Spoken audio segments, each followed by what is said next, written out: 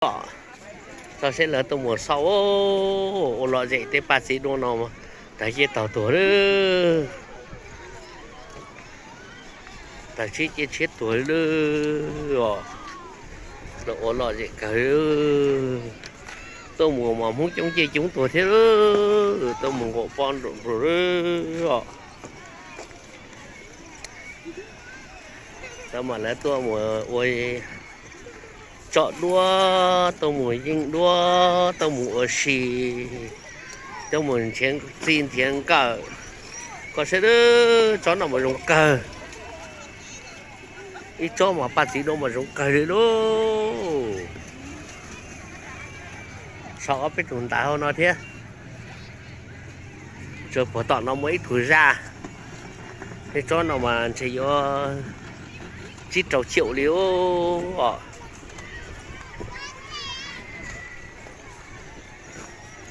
còn nó đấy của ba dùng kia dùng tuổi nên nó lên là nó mới tuổi ra đấy thế sau sẽ lỗi tuổi ra nó cái tuổi ra như là nó ba tí đua như sợ nó chứ mà khó thì dùng để khó nó đâu cho lột tút hoàn xài sẽ là tao mù xì một chọi dây dịnh một chọi tình đua một chọi tên nó tuổi ra nhá một sầu sau đó phải tồn tại nó đấy xong nó nhớ ra xong lấy thế đi chọ nó tôi một chọ nó đấy sau sẽ để tôi tôi một chọn là tuổi ra nó đấy giờ một trong cờ đi luôn một con này chỉ có tại ở tây pan ở trong kia trong tuổi đi luôn sẽ để tôi một tên nó tôi một sau ba xí đua tôi một xí trà tôi một số này số trà số kia số ti tôi một nó tết từ một ở giả rồi trong tết từ một chị ở giả kia lia tết từ nó mình chỉ cho tụi chỉ tôi mà nhớ để tôi tụi á chi thế rồi nó đỡ một nó dùng cẩu giờ lên thì tôi nó khó nó là giờ thiệt sợ cẩu chi đỡ mà lấy mà đi cho chế đỡ nên tôi hiểu tôi sẽ đỡ tên nó đỡ bác sĩ luôn đọc cẩu đó họ trong phần trả mà ó lúc chế đỡ bên lâu lúc chế một chi lúc chế ngầu chế trong có cẩu được phần trả đó đỡ chế ở nọ chứ ở hậu lửa đỡ ó lúc chế nó nè ó chế xí nó nè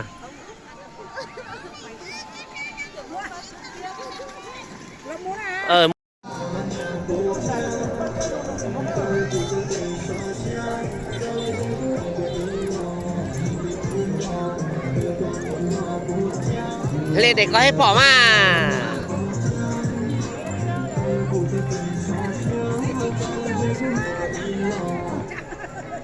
từ nó mà lùng câu mua nhá hát lót sân là đấy nhớ bài sân ơi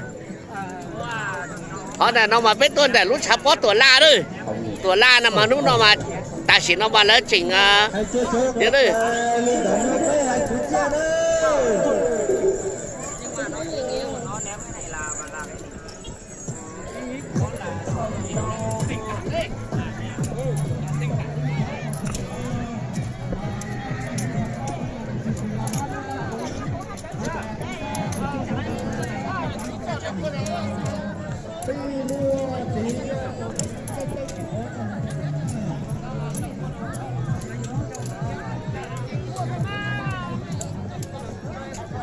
vậy đó có những cái gì to mình nhảy lò ô những lúc rồi thì mình nhảy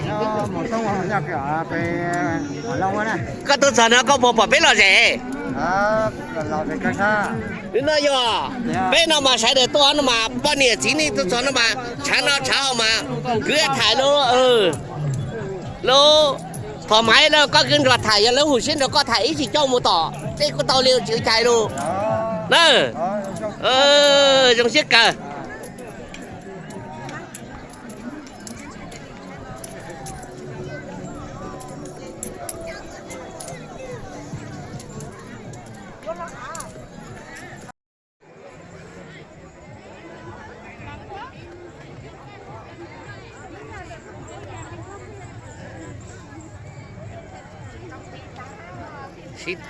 Ban tổ chức xin nhắc lại đúng 10 giờ 20 phút sẽ diễn ra phần thi xay ngô và lá gạo. Đề nghị các đội nào chưa đủ thành viên chúng ta hãy khẩn trương gọi thành viên về vị trí thi đấu để phần thi của chúng ta được bắt đầu.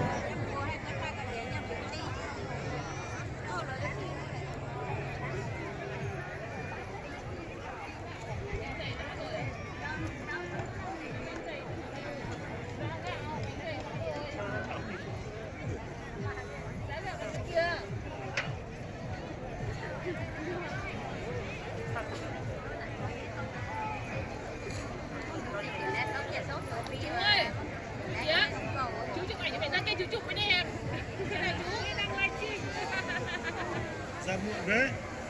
Ra muộn đấy. Hả? Bọn này cho bọn trẻ con đi chơi. Giờ nắng đây rồi. Cho bọn trẻ đi chơi nên là Cho nó ở nhà chứ. Để họ ở nhà mẹ đi chơi chứ. Cái đuôi vào. Các đội chúng ta lưu ý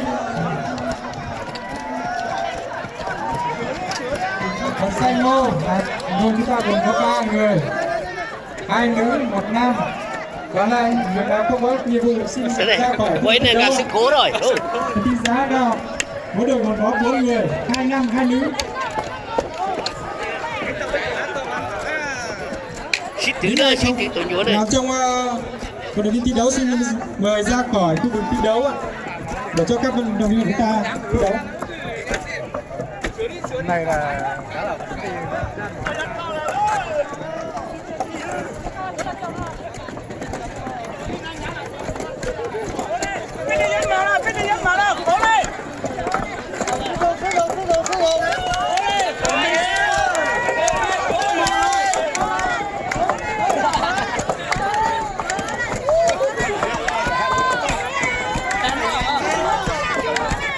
con lút thế đi lộ. Hiện nó mà cháu thế rồi. nhanh nhất. Điều xí thế rồi. Nhanh nhất. Ủa thế có yêu chính lộ. Xí thế có yêu chính lộ. Đấy cổ vũ thế sao mà. Vũ thế sao mà. Đấy.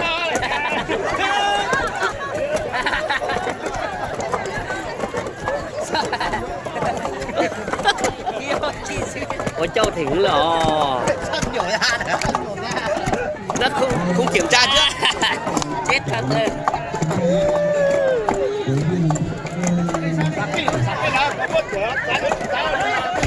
Các đội chúng ta lưu ý là trong cái phần thi giá gạo và xanh ngô chỉ diễn ra trong thời gian là 15 phút, nên là các đội hãy khẩn trương. Nơi nào chú sát tỏ tôi mày cháu tỏ đây. chúng ta khẩn trương Tỏ sửa tôi chữa tỏ. để tiếp tục thi đấu. Sát nó đi.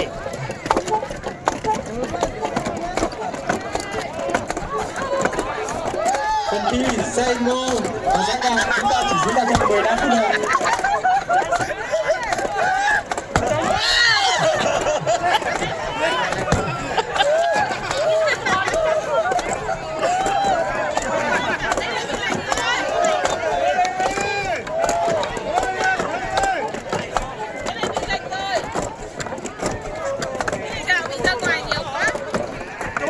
Đây là giá gạo đấy, nhưng mà giá cái kia mà trượt như thế là hỏng rồi.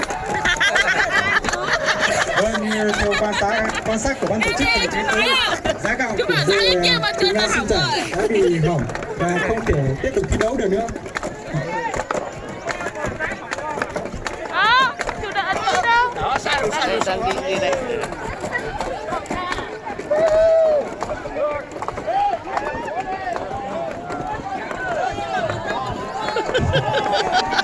Vâng, một cuộc thi rất là hay luôn ạ. Hiện nay trên sân khấu cái phần thi giá gạo, cuối giá của đội Việt Nam Xin Chảy đã bị hỏng và giờ trên sân khấu chỉ còn lại 7 cuối giá. Ôi.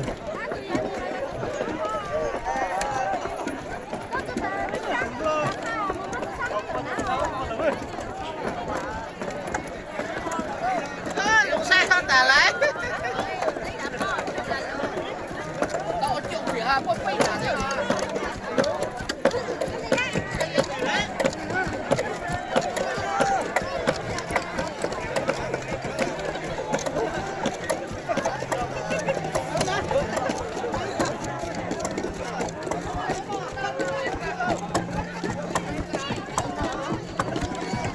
Các đội chúng ta quý vị thính ạ, thời gian mới được có 5 phút, còn 10 phút nữa nên các đội bóng chúng ta hãy sửa chữa lại khối giá của mình để tiếp tục thi đấu.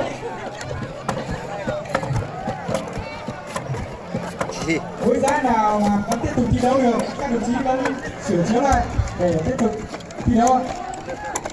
Kính thưa quý vị đại biểu, kính thưa khách quý và nhân dân, sáng ngày hôm nay, thầy Giàng Nga Lùng và Giàng Nga Tùng đã thực hiện lễ cúng cây nêu và sau 2 ngày thầy sẽ chọn giờ đẹp để thực hiện hạ cây nêu. Khi hạ cây nêu cũng chọn 3 đôi trai gái chưa kết hôn để hạ.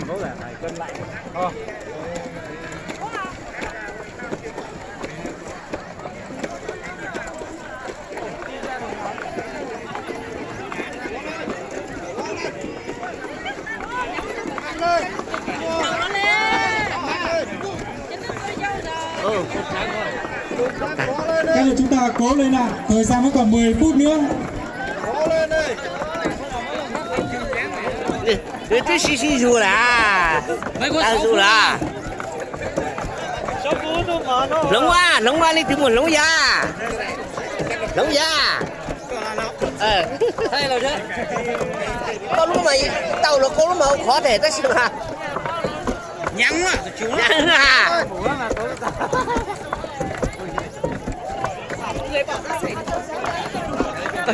Tụi thọ mà chỉ cho mà dây sợ hú nữa cho. Ô cho nó đi tàu đâu. Nó tàu lên.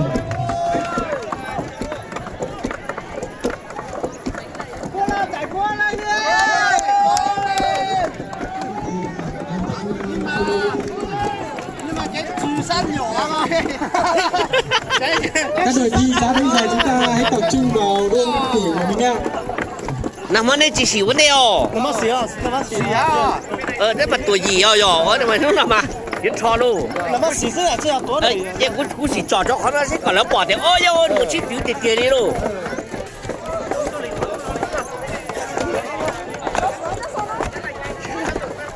Chính là nhớ sỏi là bên tôi chủ tịch chúng tôi từng nhớ sỏi ra. Giờ tôi nhớ sỏi luôn. Vâng, phần thi xanh ngô của chúng ta rất khẩn trương. Chính xác nên cái gì vậy của? Theo quan sát của ban tổ chức thì một số đội cũng đã say gần hết số 1.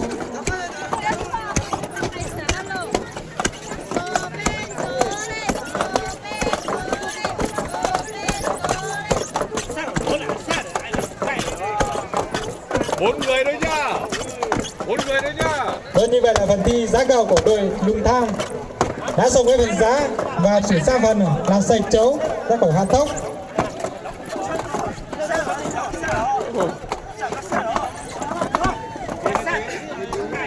Bản Lùng Thang là đội đầu tiên hoàn thành xong trước cái phần giá gạo. Họ đâu mà chú bỏ được, bỏ tao ra.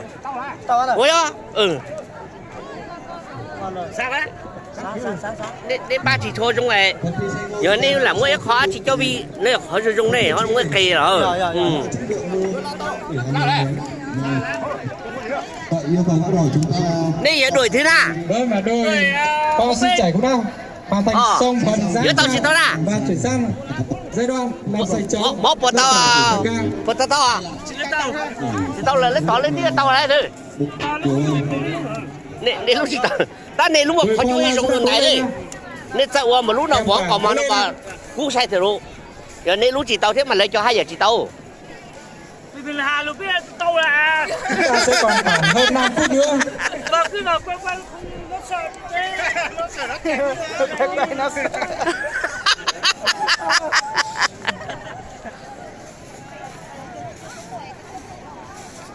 Có chỗ mà bỏ tao tua. Tua hết là. Ồ, nè chỗ nào lẽ chưa? Lên bảo nè chỗ này là nè mới vô lò. Cho bây giờ. Nè chỗ này sẽ là. Nè lúc rồi thì. Giờ thì ở đây hả? Tại xã nào giờ? để nó lúc giờ hồi đi chả nó Cái bà nó cái bạ phim bạ giờ ôi dùng thể lộ tao liên này sai nó nói này tôi vừa tàu giải phẫu chạy ý là o là bé là bao anh đợi ý áo bé lo để những sáng tạo ý lo để từ cái sáng tạo ý thế sáng tạo ý cái gì chú chú lấy lịch thì xếp mày cứ trong một túi xe lô thế nè sau xe xếp mày trong một túi á Câu là phần thi giá bánh dài, đội pháo lao chải là đội đầu tiên.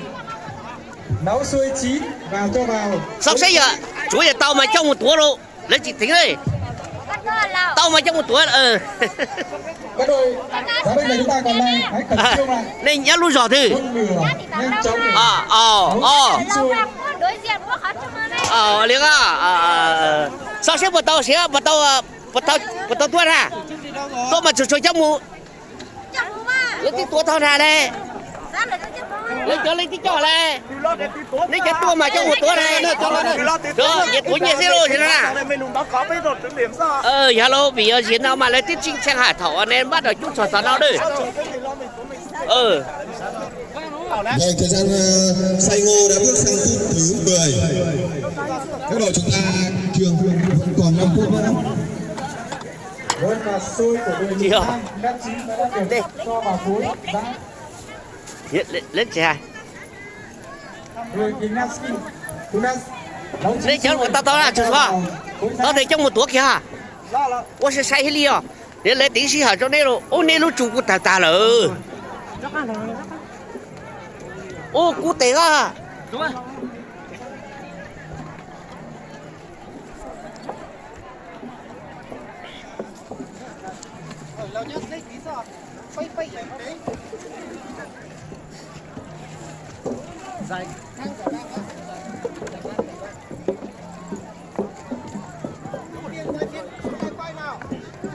ê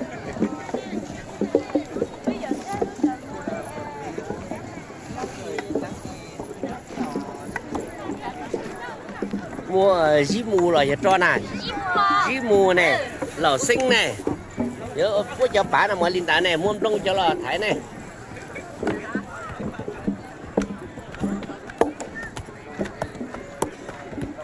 giá bánh dài đội hộp bên chúng ta khẩn trương mà các đội xay ngô và giá gạo chúng ta lưu ý thời gian của chúng ta chỉ còn là 2 phút nữa thôi ạ. 2 phút nữa chúng ta sẽ kết thúc phần thi giá gạo và xay ngô nên là các đội chúng ta khẩn trương.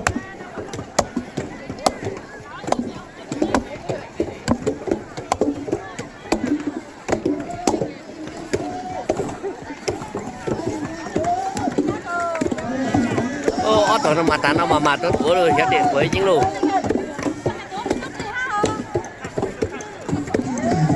vâng, theo quan sát của ban tổ chức thì phần thi xay ngô của đội Kiền Nga Xin Chảy đã xong. Các đội còn lại chúng ta cố lên ạ. xay ngô tao nó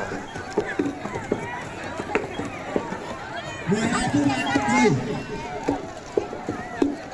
Các đội còn lại chúng ta cố lên. cái nào mà là một xích tí rồi đấy thôi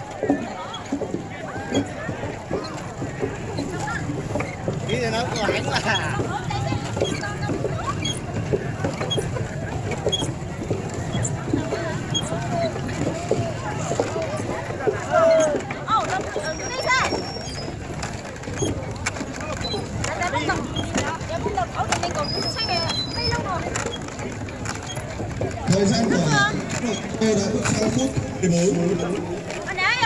cỏ mình chỉ có tư liệu à有梦有水有自有度啊 cái mấy lấy giá tặng đó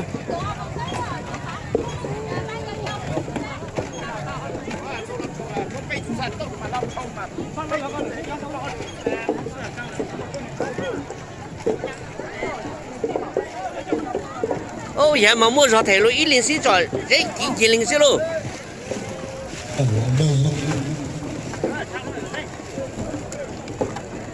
cho là chắc là cho nó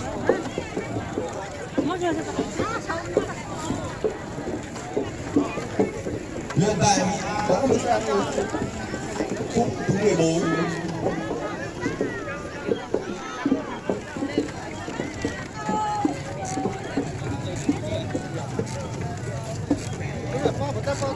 Thời gian của xanh ngô bây giờ chỉ còn tính bằng giây. Các đội xanh ngô và chả nên lúc nào không ngõ thủ siêu ít thủ từ là họ Nó cần lấy một đi, sắp hết thời gian rồi. một người đi đâu rồi nhỉ? Lấy cái gì đâu đi.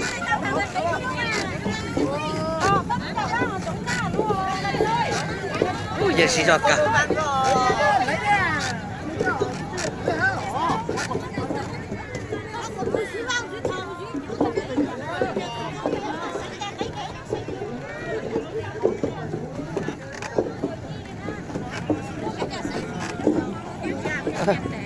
Chả chứng minh thì phải nhá nà. tổ chức đề nghị là chúng ta không nên chuyển ra khu vực Yêu cầu và đặc biệt là chúng ta chỉ đứng ở ngoài. thời gian của các đội xanh ngô hiện tại là còn 10 giây. Không có nhiệm vụ không được vào Các đội chúng ta chú ý. của các Chúng ta cùng đánh ngược nào. 10 4 3 2 1 hết giờ. Các đội chúng ta cùng dừng lại. Hãy thời gian lớn. Rồi của chúng ta làm việc.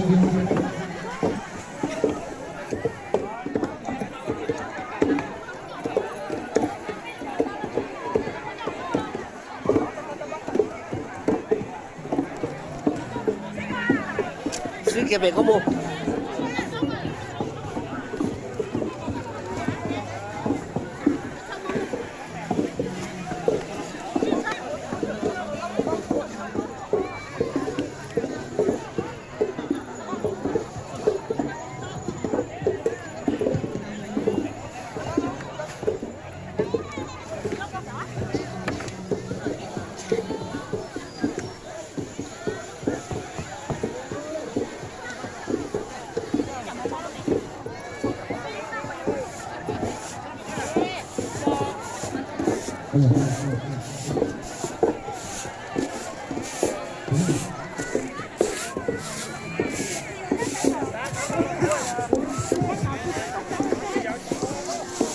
Vâng, theo quan sát của ban tổ chức thì đội giá binh giày của bản Kho Lao Chải đã hoàn thành phần giá và chuẩn bị nặng ra những chiếc binh giày đầu tiên. Các đội còn lại chúng ta cố lên nào.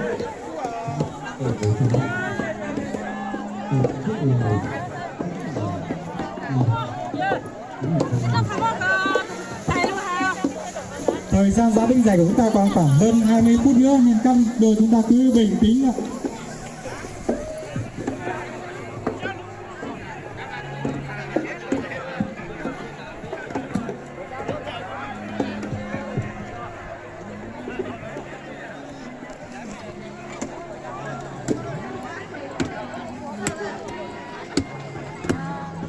Chứ nó mà chọn chỗ mà Vâng, đậu như vậy là nữa. phần thi giá gạo và xay ngô của chúng ta đã kết thúc và đề nghị các đội chúng ta hãy đưa sản phẩm của mình ra trước để cho tổ trọng tài vào chấm điểm. Ở tuần này chỉ mà tuần nhú mà mua giò thể đó. Tuấn Tuấn nó mở rồi đó. Nhất đấy. Món đúng mà chỉ bỏ lại tua, ta xin trốn đúng mà chỉ bỏ tua nào đó. Chắc có họ bỏ hai lúa rồi à? Chắc có họ bỏ hai lúa rồi chứ? Có bỏ lên tua lì chả na món đúng. Món đồ ấy tôi mà chỉ giấu chỉ bao tuổi rồi.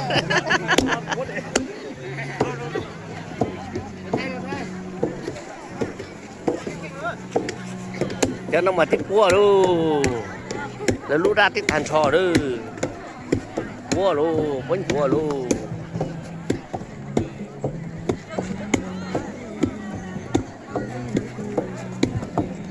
Nếu mà sai luôn cho dục vào tôi lưới thảo. Lưới thảo á? Mà thèm mà nó khá rồi giờ.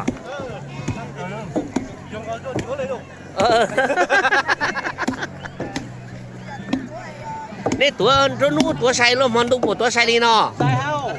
Sai hết là. Sai hết là. Lý là. Giờ tua sai chỉ sai mì rồi cho về mua giò xíu luôn.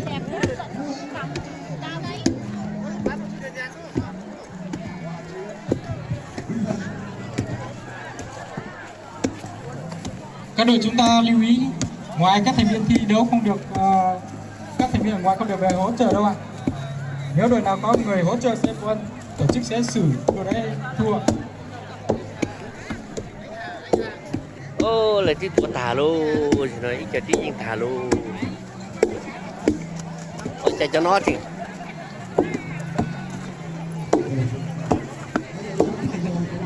Tôi nó mà tán nó mà họ mà chỉnh nó thua đó. Tôi nó mà tán nó chỉnh thua đó, tính cờ đó.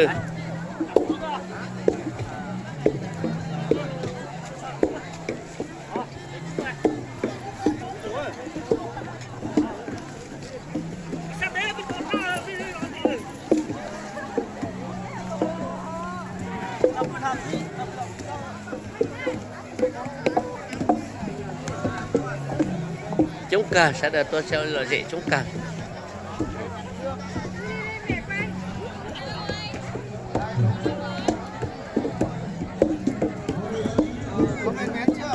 Cho nào mà cho ấy.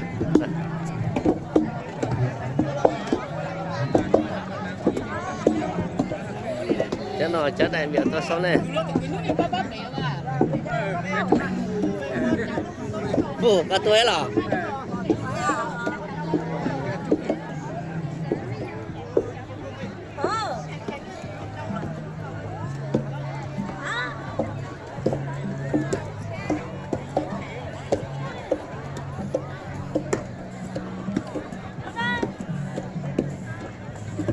Ô, chẳng có lo gì cả nữa.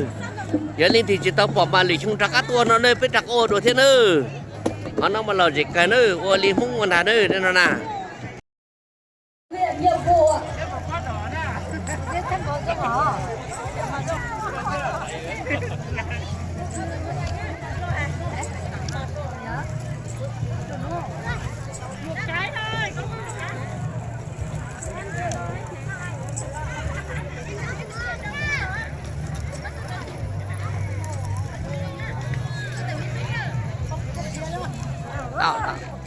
Alo, đồng chí Luông tổ trọng tài ra bánh dày đâu ạ? Trở lại sân khấu để ban giám khảo hội ý.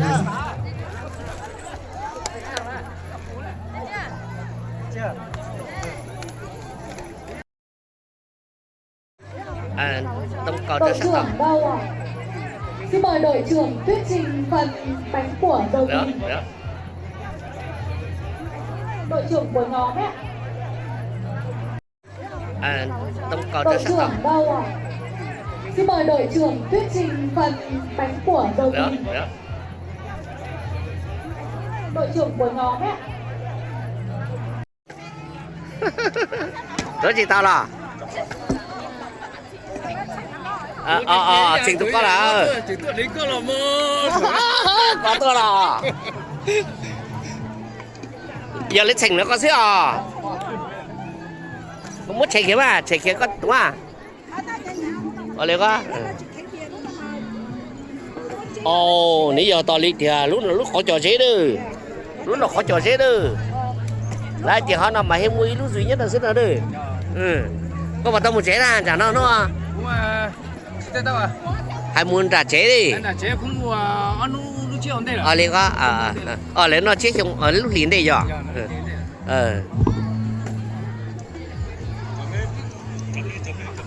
Chấm với đường và là rất là ngon ạ.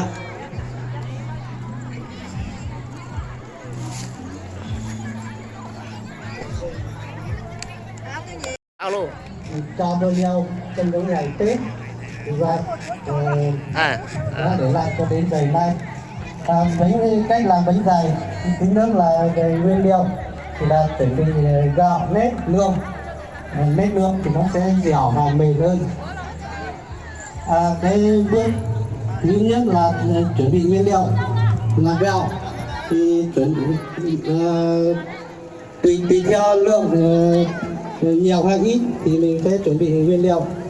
Và cái bước thứ hai là sẽ phải ngâm nước thì khoảng 30 phút chín thì sẽ bắt đầu đưa ra số cái nồi tiết bánh để bắt đầu ráo và thành sẽ làm thành một cái bánh dài.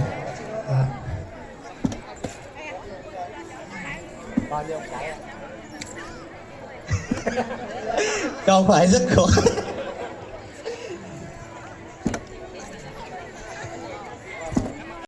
Sẽ xuống cho ban giám khảo xem lại xem nào có được hay không, có ý kiến hết ạ.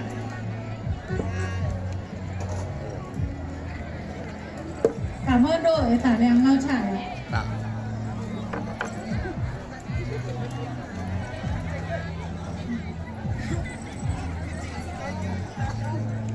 Thời gian nhanh nhất ấy,